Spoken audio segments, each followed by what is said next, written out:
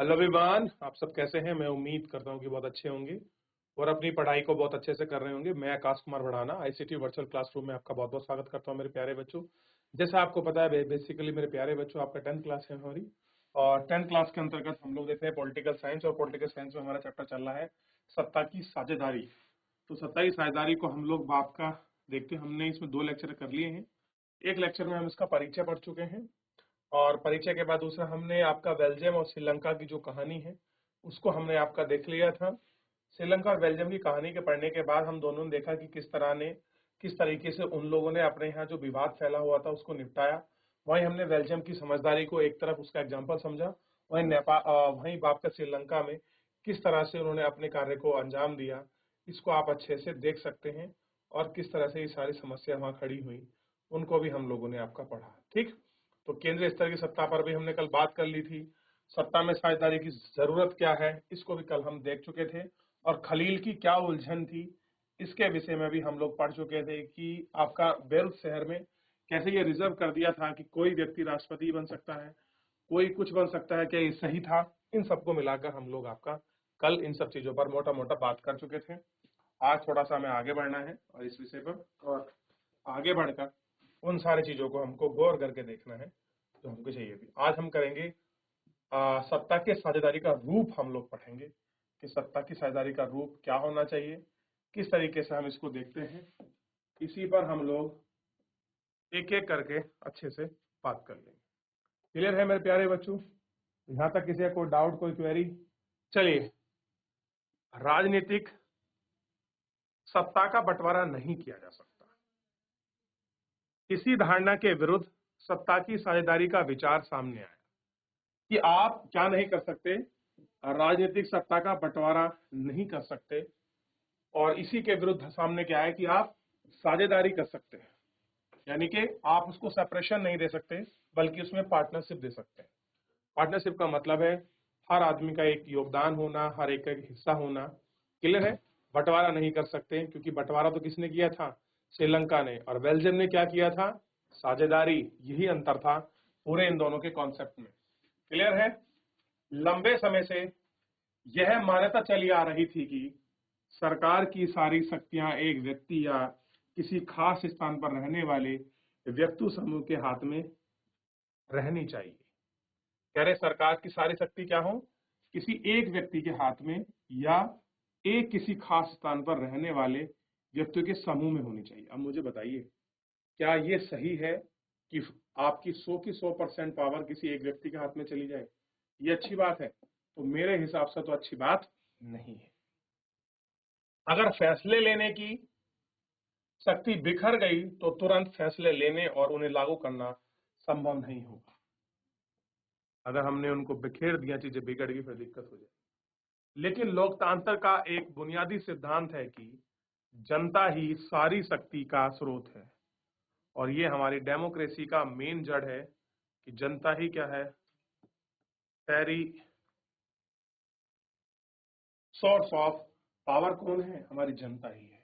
इसमें लोग स्वय शासन की संस्थाओं के माध्यम से अपना शासन चलाते हैं। एक अच्छे लोकतांत्रिक शासन में समाज के विभिन्न समूह और उनके विचार को उचित सम्मान दिया जाता है। सार्वजनिक नीतियां तय करके शामिल हो सकती हैं। इसी में लोकतांत्रिक शासन को अच्छा माना जाता है। ये सब लोग ये मिलकर आपका तय करते हैं और उनसे ये सारी चीजें आपकी देखी जाती हैं। ठीक ठीक, जिनमें ज्यादा से ज्यादा नगरीय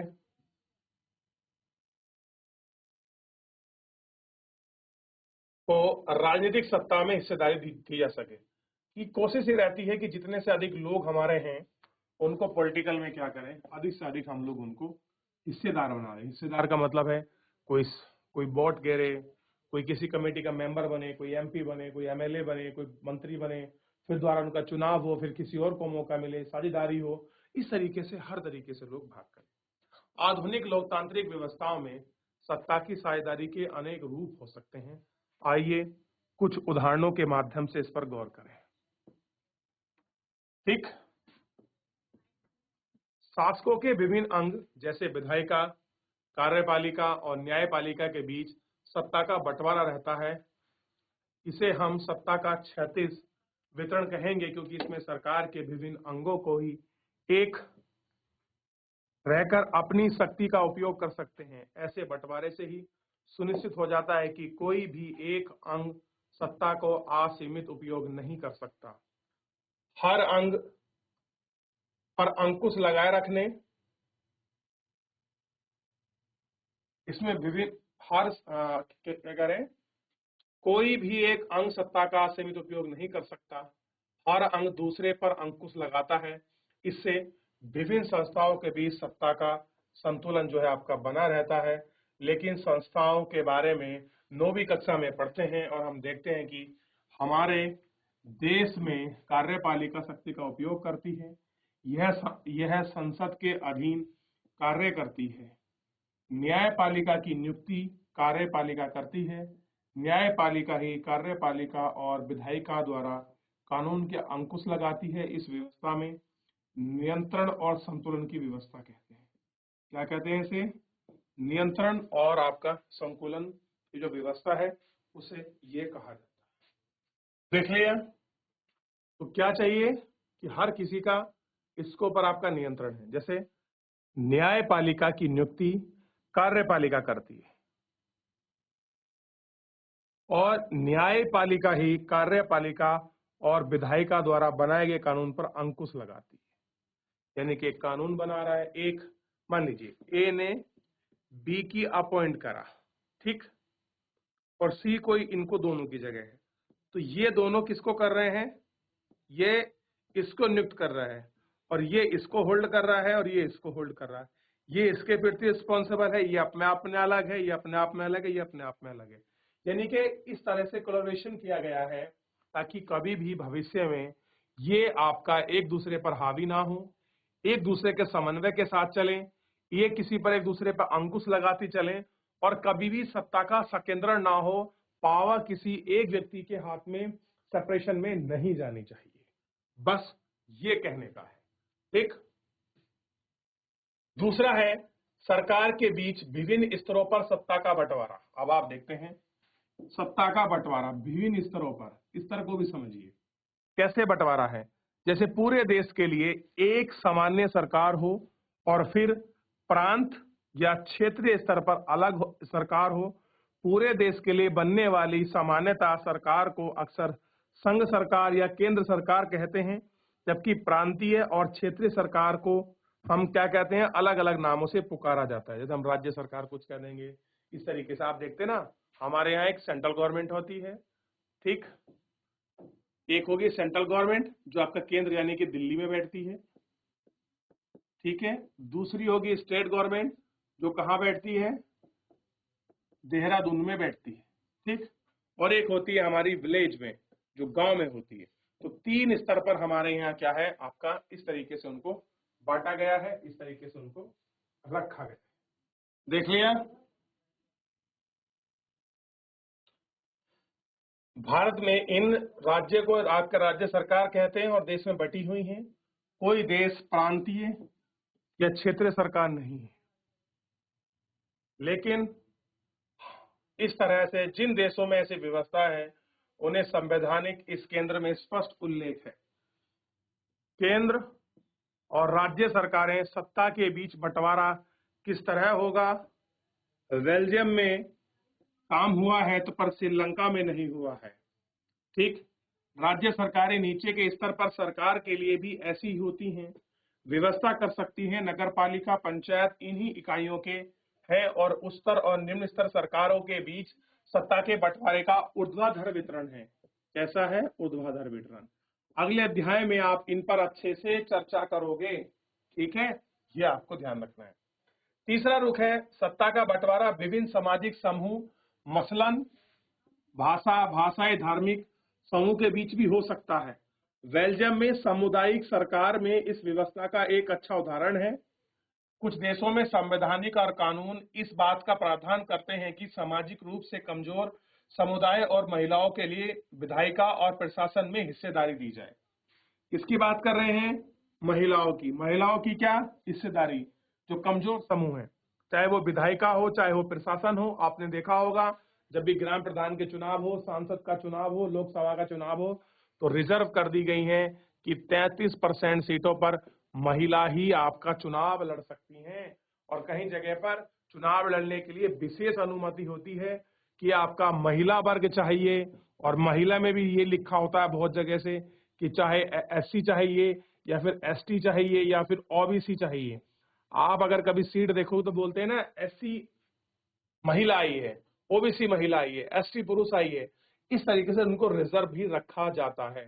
तो ये सारी चीजें इसके अंतर्गत देखी जाती हैं और आपका मापी जाती हैं। तो इन सबको थोड़ा सा आपको ध्यान रखना। चलिए, तो यहां तक आपने देख लिया, यहां तक कोई डाउट? पिछले साल हमने देश में प्रचलित आरक्षण चुनाव दी जाने वाली ऐसी व्यवस्था के बारे में पढ़ा था। इसकी तरह की व्यवस्था विधायिका और प्रशासन में अलग अलग सामाजिक समूह की हिस्सेदारी होने के लिए की जाती है, ताकि लोग खुद को शासन का अलग अलग न समझें। अल्पसंख्यक समुदाय को इसके बात के तरीके से सत्ता में उचित हिस्सेदारी दी जाए और आपका सामाजिक विधायकों प्रशासन में भागीदारी देने के अलग अलग तरीकों पर हम 21 सेकंड में चर्चा करेंगे। तो ये अभी फर्स्ट यूनिट है। इस फर्स्ट यूनिट में जितना है उतना पढ़ेंगे, बाकी शेष को हम सेकंड यूनिट में आपकी क्या करेंगे, इसको डिस्क्राइब कर लेंगे, उसके बारे में पढ़ेंगे। तो फिलहाल हमने अभी इसके 3 रूप पढ़ लिए हैं। एक बार सत्ता के साझेदारी के रूपों को थोड़ा सा आप देखिए कि हाँ, प्रांत लेवल पर सरकार है, विधायिका, कार्यपालिका, न्यायपालिका, कैसे आपका सेपरेशन है, इसको थोड़ा सा देखिए, फिर इस पर आगे बढ़ेंगे हम।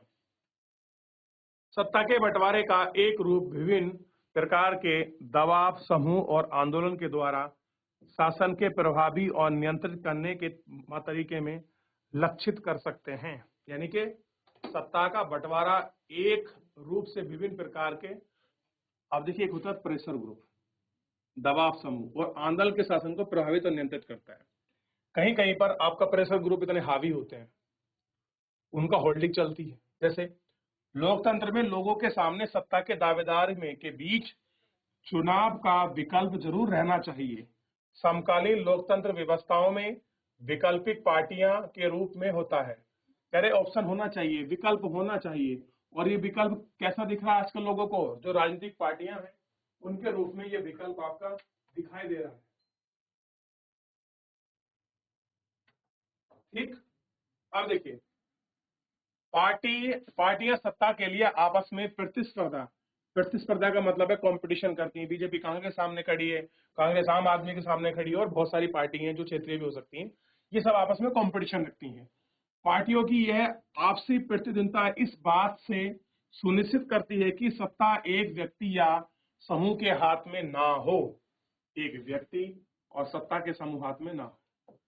एक बड़ी समय अवधि पर गौर करें तो हम पाएंगे सत्ता बारी बारी से अलग अलग विचारधारा और सामाजिक समूह में होने वाली पार्टियों के हाथ में आती जाती रहती है। कई बार सत्ता की यह भागीदारी एकदम प्रत्यक्ष दिखाई देती है, क्योंकि 2 या 2 से अधिक पार्टियां मिलकर चुनाव लड़ती हैं, सरकार का गठन करती हैं, और लोकतंत्र में हम व्यापारिक, उद्योग, किसान और औद्योगिक मजदूर जैसे कई संगठन, हित समूह को भी सक्रिय देखते हैं। सरकार की विभिन्न समितियों में सीधी भागीदारी करके नीति पर अपने सदस्य वर्ग लाभ कमाकर दबाकर समूह में सत्ता की भागीदारी करते हैं। इकाई 3 में हम राजनीतिक दलों की कार्यप्रणाली पर गौर करेंगे कि कैसे, यूनिट 3 में हम क्या देखेंगे कि आपका किस तरह का पॉलिटिकल जो पार्टी बनती है वो क्या काम करती है। और सेकंड यूनिट में हम क्या देखेंगे, इनके अलग अलग पैटर्न की आपका चर्चा हम लोग आपका करेंगे। ये हमें थोड़ा सा क्लियर होना चाहिए। ठीक, चलिए, यहां तक किसी कोई डाउट, कोई क्वेरी? ठीक, अब ये इस तरीके से,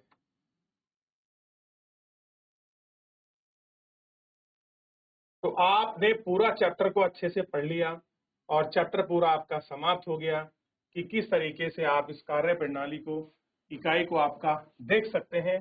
तो सप्ताह में किस तरीके से बंटवारा है, किस तरीके से साझेदारी की बात करते हैं, क्या हम बंटवारे की बात करते हैं या सत्ता की साझेदारी के रूप में? तो हमें क्लियर होना चाहिए कि हम सत्ता की साझेदारी की बात करते हैं। याद रहेगा किसकी बात करी, सत्ता के साझेदारी के रूप में हमने बात करी। तो पहला पॉइंट हमने इसमें क्या ध्यान रखा, सबसे पहले शासन, कार्यपालिका, विधायी पालिका सत्ता आपस में बटी हुई है। तो विधायी का आपस में अलग है, कार्यपालिका अलग है और न्यायपालिका अलग है। ठीक। दूसरे में देखिए अलग अलग लेवल पर सरकार है, जैसे पहला केंद्र लेवल पर हो गई, सेंट्रल लेवल पर, सेंट्रल के नीचे कौन है, स्टेट लेवल, और स्टेट लेवल पर क्या है, लोकल यानी के विलेज लेवल पर आपको ये सारी चीजें देखने के लिए मिलती हैं, जैसे प्रधानमंत्री, राष्ट्रपति। ठीक। उधर क्या हो गया, राज्य में राज्यपाल, और आपका क्या हो गया, मुख्यमंत्री, और यहाँ कौन हो गए, ग्राम प्रधान। ठीक। और पंचायत सदस्य, ये सारे इसके अंतर्गत आपको देखने के लिए मिल जाएंगे। आगे बढ़ जाए, सत्ता के बंटवारे में कुछ उदाहरण निम्नलिखित है। यह सत्ता की समझदारी में 4 श्रेणी किस प्रकार से आते हैं, सत्ता को साझा करके कौन करते हैं। बंबई न्यायालय में महाराष्ट्र सरकार को आदेश दिया गया कि तत्काल कार्रवाई करें और मुंबई के 7 अनाथालयों में 2000 बच्चों को रख रखाव की व्यवस्था करें। तो बहुत बार कोर्ट क्या करती है, आपका फैसला सुनाती है, किसके लिए, वहां की सरकार के लिए, कि भैया आपने व्यवस्था अच्छी नहीं करी है। तो यानी कि कोर्ट भी डायरेक्शन दे सकता है बहुत सारे हित के मामले में, किसको, जो हमारी राज्य सरकार है या फिर ऑब्लिक जो हमारी केंद्र सरकार है, उनको भी वो ऐसा दे सकते हैं। ठीक। कनाडा के ऑन्टारियो प्रांत में, कनाडा का कोई प्रांत है, प्रांत मतलब राज्य होता है जिस तरह हमारे यहाँ है, सरकार वहां के मूल निवासी सदस्य के साथ जमीन के दबाव को निपटाने की सहमति देती है। स्थानीय मामले के लिए जवाबदेह मंत्री की घोषणा की गई कि वो मूल वासी समुदाय के साथ ही पारस्परिक सम्मान और सहयोग की भावना करेंगे, कि अगर कोई व्यक्ति वहां आकर बसा है तो उसके साथ वही काम किया जाएगा मंत्री जी, जिस तरीके से वहां के लोग मूल जो बसे उनकी भावनाओं के साथ जैसा आप करते हैं। तो आप डिफरेंशिएशन नहीं कर सकते, ऐसा इन्होंने इसमें कहा गया।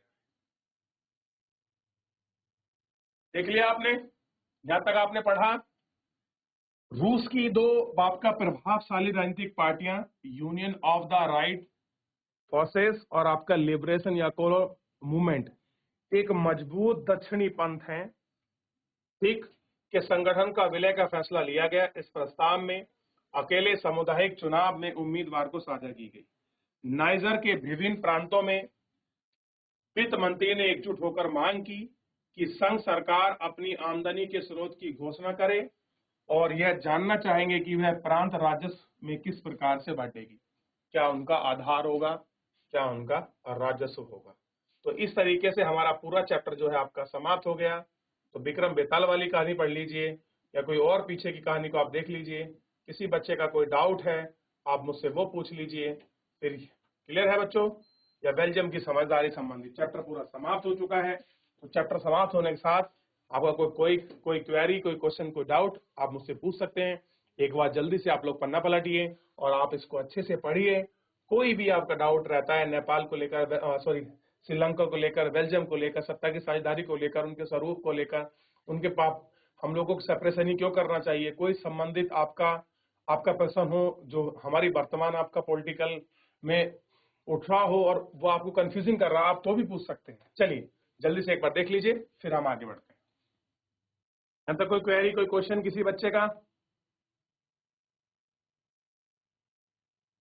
देखिए ये वहां की पार्लियामेंट है, ब्रुसेल्स बेल्जियम की, और हमारी पार्लियामेंट का फोटो कितने बच्चों ने देखा है? अब तो नया संसद भवन बना है।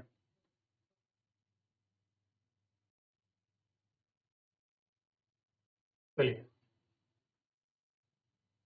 सरकार के विभिन्न अंगों के बीच सत्ता का बंटवारा क्या होगा? संघीय सरकार। ठीक।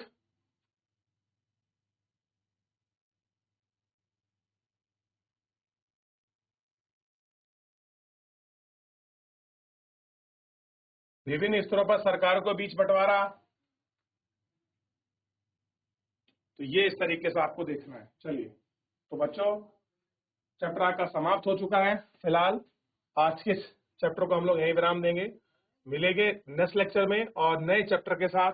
तब तक आप इसको घर जाकर एक बार अच्छे से रिवीजन कर लीजिए, पूरे चैप्टर को अच्छे से पढ़ लीजिए।